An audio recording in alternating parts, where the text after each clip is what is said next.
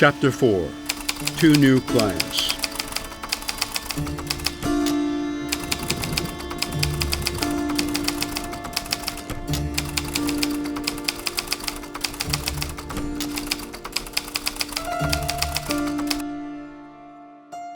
Alphonse Capone was originally sent to the federal penitentiary in Atlanta, where it's thought he received special treatment. In 1929, the mob boss had previously served a year at Philadelphia's Eastern State Penitentiary.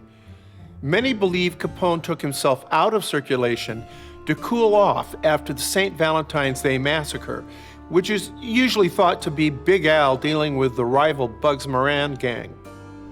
Whether Capone was responsible or not for the shocking killing of 7 Moran associates, the attention attracted by the violence of inter-gang warfare painted Scarface with a bloody brush. During his relatively brief stay in the Philadelphia pen, Capone did receive preferred treatment, and after being found guilty of tax evasion in 1931, he initially received very preferential treatment in the Cook County Jail. Atlanta may or may not have been a cakewalk for Capone. At the very least, he had a fellow incarcerated outfit thug who played bodyguard for him. But the public and government perception that such was the case led to his transfer in 1934 to the new federal prison on Alcatraz Island in San Francisco Bay. The Rock, as it was nicknamed, was America's first maximum security, minimum privilege penitentiary, housing some of America's most notorious convicted criminals. Capone was no threat by the time of this transfer, already suffering from the venereal diseases he took to prison with him. The federal government was taking advantage of his reputation as their most famous prisoner. Capone was a marquee name for their new super prison. In TRUE NOIR, the struggle between the imprisoned Capone and his successor Frank Nitti, and their mutual concern for the wrong kind of publicity post-Prohibition, has a factual basis. That Capone might have hired the likes of Nate Heller to stop Nitti's planned assassination of Mayor Anton Cermak is an extrapolation from fact.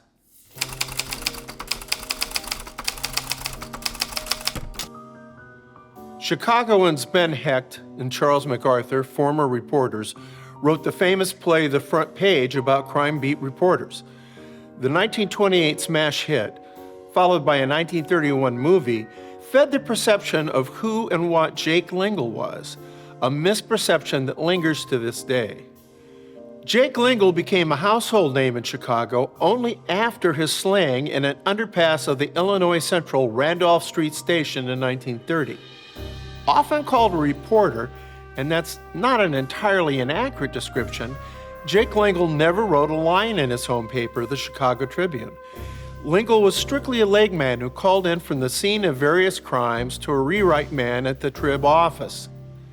His $60 a week pay was generous for the era, but it didn't explain his $60,000 house or why he wore a diamond-studded belt gifted to him by Al Capone. That Lingle was actually on the outfit payroll didn't become known at first. A middleman among mobsters, cops, and politicians, Lingle brokered deals for rackets including speakeasies, gambling joints, and dog tracks, and numbered both the police commissioner and Capone among his best friends. Yet the Tribune made a martyr out of him, offering up a $25,000 reward for information leading to the killer's identity. Not wanting to be outdone, other Chicago papers tossed in another $30,000. The $55,000 total is almost $1 million in today's money. In January 1931, the police received a tip and arrested Leo V. Brothers of St. Louis, Missouri, a member of the Capone-affiliated gang, the Egan's Rats. 7 eyewitnesses took the stand and identified Brothers as the man seen fleeing the scene of the murder, including the traffic cop who pursued him. In TRUE NOIR, Nate Heller fills in for that traffic cop. Brothers is thought to have been a paid patsy, his family well taken care of by the outfit while he was away. He said of his 14-year sentence, "I can do that standing on my head." Released after 8 years, Brothers returned to mob activities in St. Louis, as seen in my Nate Heller novel, the big bundle.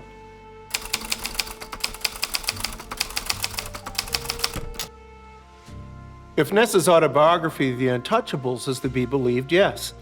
And I do believe it, although the Ness memoir is disputed by some with good reason.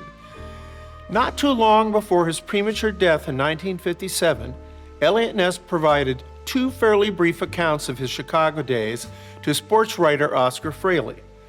Ness also lent several big scrapbooks to the sports writer that would form the basis of the book, The Untouchables. From this came the famous TV show, and after that, the Brian De Palma movie with its highly inaccurate David Mamet script. The problem with Fraley's book, co-credited to Ness, is that the sports writer did not follow the actual chronology of what occurred.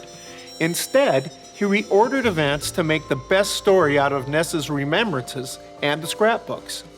This may be why the original Untouchables TV series carries a credit of based on the novel by, when Ness's book was supposedly nonfiction. This is something my co-author Brad Schwartz and I realized when we researched our two massive nonfiction accounts on the life of Eliot Ness.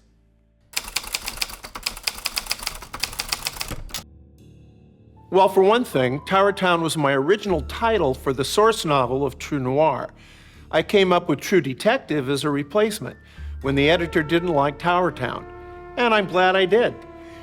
You don't want to see the several pages of alternate titles I came up with. They all stunk.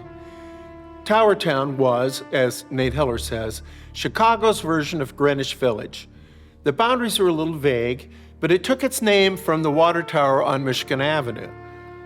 An artist colony sprang up after the 1893 World's Columbian Exposition, the first Chicago World's Fair.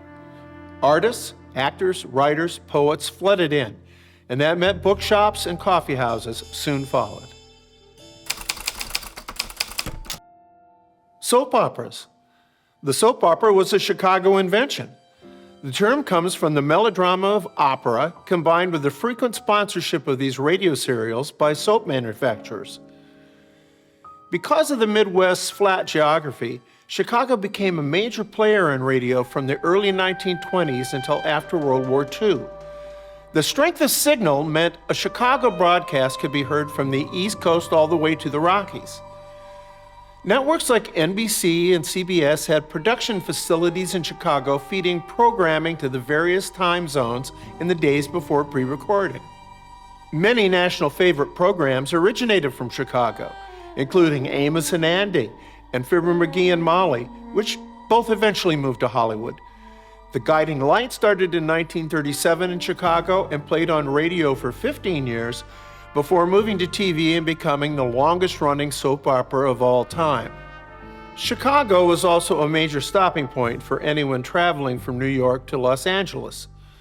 A lot of celebrities stopped to give radio interviews before they had to change trains in Chicago. They'd also get their photos taken for the newspapers. Not by Jake Lingle, of course.